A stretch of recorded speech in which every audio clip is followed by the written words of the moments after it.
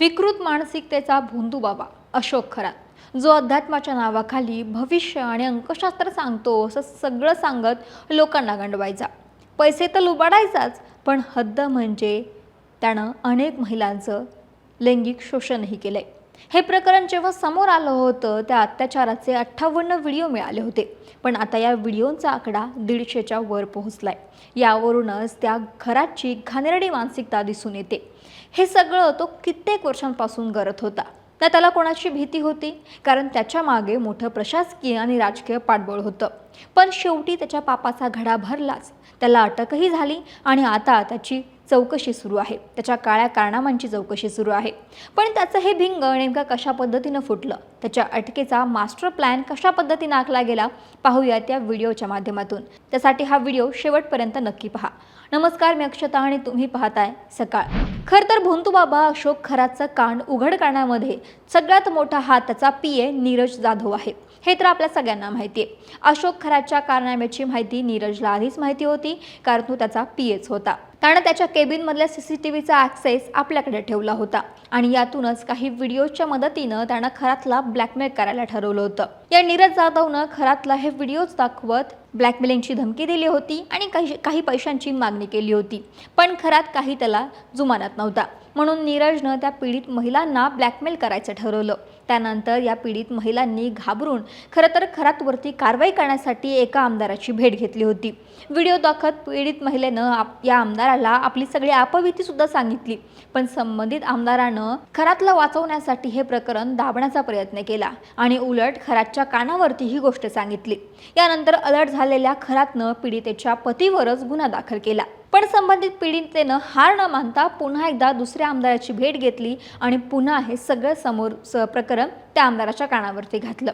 या आमदारानं मात्र मुख्यमंत्र्यांच्या कानावरती हे प्रकरण घातलं आणि हे अत्याचार कांड समोर आलं. मुख्यमंत्री देवेंद्र फडणवीसांनी लगेच या प्रकरणाची सूत्र हलवली आणि नाशिक पोलिसांवरती विश्वास दाखवला. पोलीस आयुक्त संदीप कर्णिक यांच्या पथकाला मोठी जबाबदारी आणि गुप्त अशी जबाबदारी दिली होती. पोलीस आयुक्त संदीप कर्णिक यांनीच अशोक खरातच्या अटकेचा मास्टर प्लॅन बनवला. त्यासाठी मोबाईल स्विच ऑफ करून गुप्त ऑपरेशन राबवलं गेलं.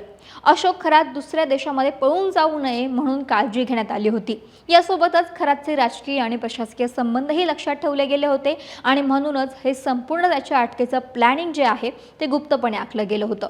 पीडितेने जे काही तक्रार दिली होती त्या तक्रारीचा एक ड्राफ्ट तयार केला गेला होता. पण या ड्राफ्टमधून भोंदू बाबा अशोक खरातचं नाव जे आहे ते वगळण्यात आलं होतं किंवा टाळलं गेलं होतं. पोलीस कर्मचाऱ्यांना फक्त बंदोबस्ताचे आदेश देण्यात आले होते. त्यासाठी 5 स्वतंत्र पथकं तयार करण्यात आली होती. पण प्लॅनिंगची कल्पना जी आहे ती कोणालाच दिली गेली नव्हती. सिव्हिल ड्रेसमधील टीम खरातच्या घराबाहेर पूर्ण वेळ उभी होती. खरातच्या घरामध्ये चोर शिरल्याचं नाटक त्यांनी यावेळी केलं, पण खरी माहिती मात्र गुप्त ठेवली.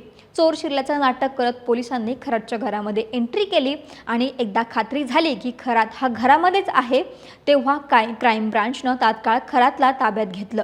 अटकेनंतर कुटुंबियांकडून गोंधळ घातला गेला. पोलिसांवरती दबाव टाकण्याचा प्रयत्नही झाला होता, पण कोणत्याही दबावाला न जुमानता पोलिसांनी अटकेची प्रक्रिया पूर्ण केली. त्यासाठी चोर शिरल्याचं नाटक करून त्यांनी खरातला जेरबंद केलं. गुन्हे शाखा आणि गुंडाविरोधी पथकानं आयुक्तांचा प्लॅन अतिशय गोपनीय आणि शिताफीनं यशस्वीपणे पार पाडला. देवेंद्र फडणवीस यांनीही याबाबत माहिती देताना सांगितलं की त्याला अटक ही भलेही 18 मार्चला झाली, परंतु ही सगळी प्लॅनिंग जी आहे किंवा त्याची कारवाई जी आहे ती आधीपासूनच सुरू होती.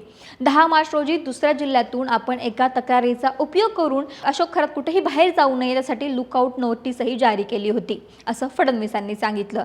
त्यामुळे कुठेतरी अशोक खरातला अटक होणार याचं प्लॅनिंग जे आहे ते प्री प्लॅनिंग झालेलं होतं आणि ही सगळी प्री प्लॅनिंग जी आहे ती गुप्त ठेवली होती आणि अशा पद्धतीनं खरातच्या अटकेचा मास्टर प्लॅन आखला गेला आणि तो यशस्वीपणे पूर्णही झाला. आणि आता त्याच्या काळ्या कारनाम्यांचा कच्चा चिठ्ठा एक एक करून समोर येतोय. अशोक खरात विरोधात आता एकूण 6 फौजदारी गुन्हे दाखल करण्यात आलेले असून त्यातील काल 3 महिलांनी गुन्हा नोंदवलेला आहे. तक्रार देणाऱ्या 3ही महिला असून अशोक खरातनं त्यांच्यावरही अत्याचार केल्याची माहिती तक्रारीमध्ये नमूद आहेत. इतर तक्रारीप्रमाणेच पॅटर्न राबवत कुटुंबियांना केबिनच्या बाहेर ठेवून संबंधित महिलेला केबिनमध्ये बोलवून तिचं लैंगिक शोषण केल्याचं या तक्रारीमध्ये उल्लेख आहे. आतापर्यंत 6 तक्रारदारांनी तक्रार केली असून यातील 5 महिला असून 1 पुरुषाचाही समावेश आहे. अशोक खरात नाशिकच्या मिरपूर येथील ईशानेश्वर मंदिराच्या मागील बाजूस असलेल्या घनदाट जंगलामध्ये भक्तांना पूजेसाठी बोलवायचा. त्या ठिकाणी भक्तांना फसवून आणि अघोरी कृत्य करून खरात त्यांच्याकडून पैसे वसूल करायचा. अशोक खरात स्वतः महिलांचे लैंगिक शोषण तर करायचा, पण त्यानंतर त्याच्याकडे येणाऱ्या महिला आणि पुरुषांच्या लैंगिक संबंधासाठी तो जोडा सुद्धा जुळवून टाकायचा. याच्या आधारे अशोक खरातनं काही बड्या लोकांना ब्लॅकमेल केल्याची माहिती सुद्धा आता समोर येते आणि त्याच्या संबंधित लोकांवरती सुरू असलेल्या SIT चौकशीमध्ये आता आणखीन काय काय समोर येते हे पाहावं लागेल. महाराष्ट्रातील सर्व बातम्यांचे विश्वासार्ह व्यासपीठ सकाळच्या सर्व सोशल मीडिया प्लॅटफॉर्मला लाईक, फॉलो आणि सबस्क्राईब करा. तसंच सर्व नोटिफिकेशनसाठी बेल आयकॉन प्रेस करायला विसरू नका.